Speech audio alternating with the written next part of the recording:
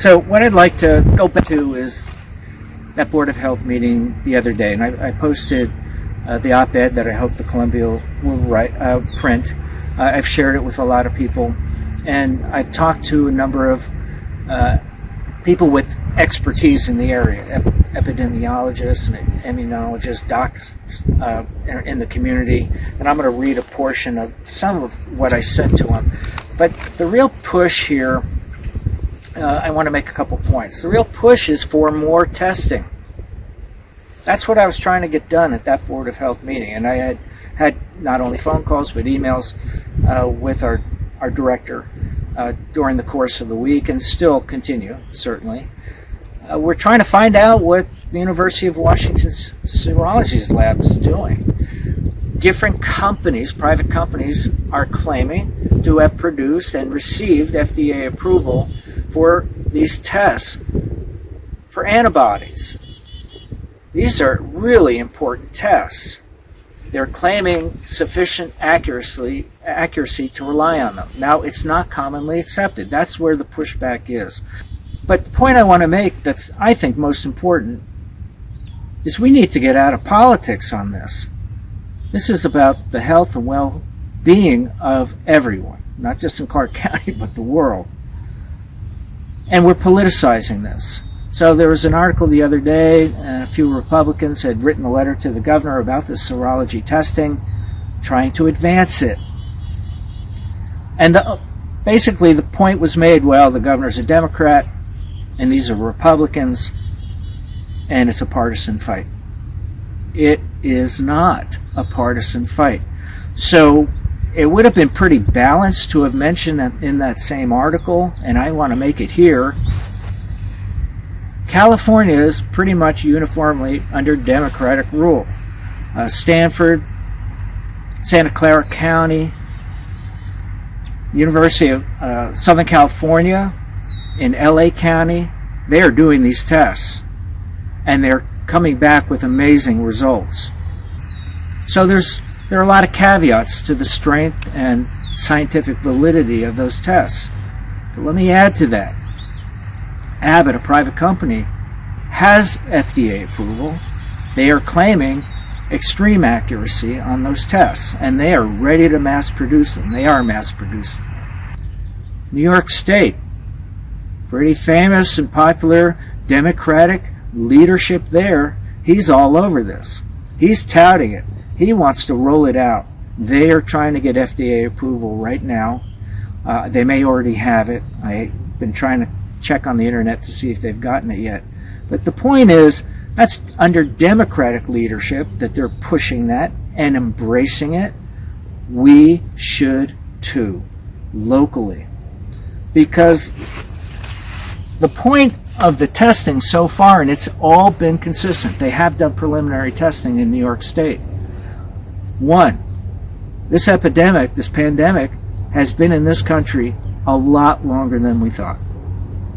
Two, the LA study particularly used numbers like 50 times the number previously known have already been infected and already survived and may not have even have been sick.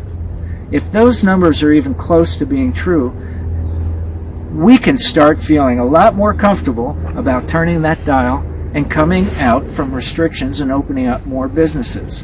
These are different issues of actually saying, okay, we're going to open everything up and go back to normal. I am not saying that. We need social distancing. We need all the protocols that are in place now until we know it's safe to adjust them. What I'm making the point is these tests are robust. They're increasingly accurate. They're all coming out with the same results, and it's going to inform us with the general population that's essentially achieving herd immunity on its own. The serology testing can do this. So the point I've been trying to make with, I was going to read from a letter that I sent to one of the local doctors, but I'll just kind of paraphrase it. We need to get the politics out of this. You know, we don't need doctors or scientists that are Democrats, Republicans, Libertarians, Independents, you name it. We don't need to politicize this. Our scientists need to have one lens, And our doctors need to have one lens that they look through, and that's the science of this. The world is growing more populated. It's growing more densely populated. There are going to be more pandemics. We should never repeat what we are doing today. Never. Because we're going to be facing these again in the future. They're going to be more deadly and devastating viruses in the future as we have now. You know, we need science. We need it now. And that's what I'm pushing. We need it now in Clark County. That's why I want these serology tests here.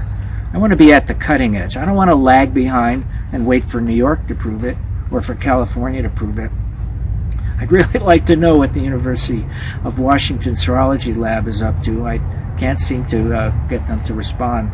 You know, Congress is now investigating it, which on the one hand is a really good thing because it shows that our leadership is very interested in the science. What I fear, and what I had learned as a commander, especially out in the field and when I was downrange, you know, you don't want to pull the people away from their job to answer your questions. So anytime I went on command visits, I really wanted to make sure that the leadership was clear to my subordinate leadership. Stay at work.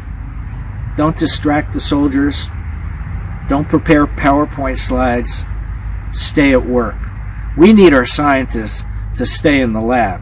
We need them working 24/7 towards solutions here.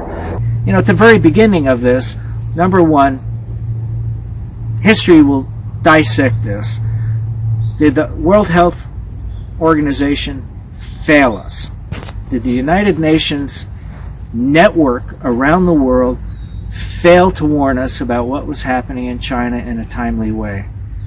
Some people think so, and we will find out. And certainly there needs to be reform there because we need to know when there's an outbreak and what it is. At the beginning of this, no one knew who was vulnerable. So everyone was at risk, highly contagious, highly deadly. So social distancing is what we needed to do. We needed to shut down and keep away from one another to slow it down so our hospitals would not be overwhelmed. Good protocol, makes sense. We're hoping to do better in the future, and as I said, we should never have to repeat what we've gone through ever again in this way. So as we talk about this serology testing, I just wanted to add a high point, and that high point is this. Around the world, our leadership, and specifically our Washington State leadership, our governor really needs to hit on the medical community, the scientific community. We need a revolution, like an industrial revolution in serology, immunology. We need it now. That will save us from having to relive this kind of pandemic stay-at-home order. So we need an investment. I would rather we spend $1 million or $1 billion or $1 trillion in investing in our scientific community. It's kind of like President Kennedy saying we need to put a man on the moon and safely return him, and basically said before the end of the decade. He gave a goal. It was specific. Our president, our governor, all the leaders around the world need to do exactly the same thing. We need science now so we don't have to relive this. One other point I want to make is I saw a letter to the editor. This stuff drives me crazy. So someone writes, oh, I read your op-ed over and over again, and a difference of opinion with the medical community, Dr. Melnick and you, but we need FDA approval. I want to say, if you read the op-ed was talking about FDA-approved testing, serology testing. New York State has had them since early April. California as well. Now, they are emergency, quick fix FDA approvals to spur private industry and all these serology labs, including our own at the University of Washington. So the results aren't necessarily scientifically widely accepted in the community, but we need them, and I am talking about FDA-approved tests, serology tests. The governor of New York's going at it in earnest. we should be too. We shouldn't lag behind. We were the first in the country to have an epicenter of this pandemic. We should be the first with solutions.